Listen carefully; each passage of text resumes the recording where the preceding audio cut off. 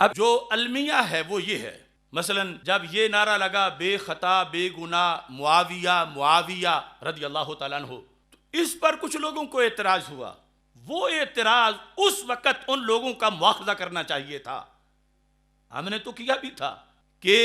यहाँ हज़रत सैयदना अमीर मुआविया रदी अल्लाह तआला अन्हु को बेखता और बेगुनाह कहने से मौला अली रदी अल्लाह तआला अन्हु का हक पर होना उस पर कोई ज़रब नहीं लगती।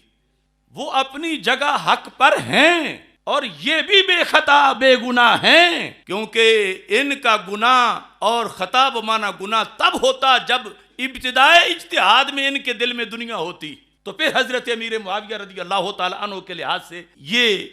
होता कि माज़अल्लाह वो खता बमाना गुनाह पर थे। तो इब्तिदाए इज्तिहाद में शर्फ़े सोहबत को सामने रखते हुए कि जिनकी तजल्लियात 14 सदियां बाद भी दिलों को रोशन कर रही है, तो जो उनके सामने बैठे थे उनके दिल सरकार ने कितने रोशन किए होंगे। उनके सामने पूरी दुनिया की एक मच्छर के पर के बराबर भी हैसियत नहीं हो सकती इस्लाम के गलबा के मुकाबले में। लिहाजा ये जुल्म हुआ हमारे मुआशरे में और जुल्म किया गया ताहिरुल कादरी और उसके फिरके की जानिब से, और फिर कोई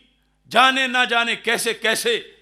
उस कश्ती में बैठे कि हजरत अमीर मुआविया रज़ी अल्लाह तआला अन्हु के बारे में जब लफ्ज़ खता का इस्तेमाल किया जाता रहा जो सदियों से आ रहा था, उस लफ्ज़ खता को जुर्म बना के माज़अल्लाह पेश किया गया, उस लफ्ज़ खता को गुनाह बना के पेश किया गया। जबकि 14 सदियों का अहले सुन्नत का अकीदा था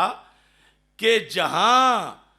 खता बमाना गुनाह या जुर्म है उस मरहले में तो दोनों ही हक पर थे। इंतहा में इंतहाए इज्तिहाद में मौला अली रदी अल्लाह तआला अन्हु बिल यकीन हक पर थे हैं, और वो हक इज्तिहादी है। और हजरत अमीर मुआविया रदी अल्लाह तआला अन्हु उस हक तक ना पहुंच सके कोशिशें बिस्यार के बावजूद, तो रब ने उस कोशिश पर उन्हें भी सवाब अता फरमा दिया। तो ये तफजीलियों की तरफ से अगर उस वक़्त ये वजाहत की जाती या किसी की तवज्जो इन माखज़ की तरफ होती, अगर वो नहीं कर रहे थे तो हमारे लोग मुकाबले में खड़े होकर उसी दिन सांप का सर कुचलते जो गलती फैला रहा था, तो आज ये अवाम को अजीबो गरीब मालूम ना होता। अवाम जो है वो ब्याज को प्याज ना बनाते, बल्कि अवाम तो बिल आखिर समझ गए, लेकिन जिन खवास ने समझाना था वो पता नहीं, खुदा करे मिले पीर को भी ये तौफीक, वो दूसरी जानब निकल गए। जिस वक़्त सैयदा आयशा सिद्दीक़ा रज़ी अल्लाह तआला अन्हा की खता का जिक्र किया जाता रहा, और जाहिर है कि 14 सदियों में जब बहस हुई तो हक और खता ये जो आखिरी मरहले का है,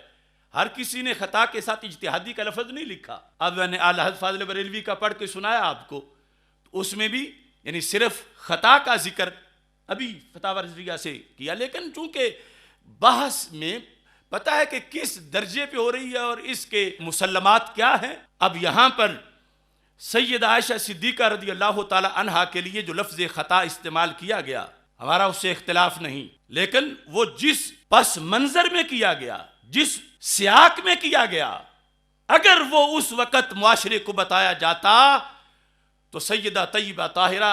हज़रत सैयदा फ़ातिमा रज़ी अल्लाह तआला अन्हा के इज्तिहाद के मामला में लोगों को कोई अजनबी बात महसूस ना होती। मगर वहाँ फातिहाना तरीके से इन तफजीलियों ने जो इंतहाए इज्तिहाद है उसकी खता को यूं बनाया जैसे इब्तिदाई इज्तिहाद में होती है। इंतहाए इज्तिहाद की खता को जुर्म बनाया, गुनाह बनाया, माज़अल्लाह उसको काबिले मुज़म्मत और मलामत बनाया। ये पूरी धांधली थी अहले सुन्नत व जमात के साथ। तब लोगों के ज़हन ऐसे हो गए कि खता इज्तिहादी तो जुर्म होता है,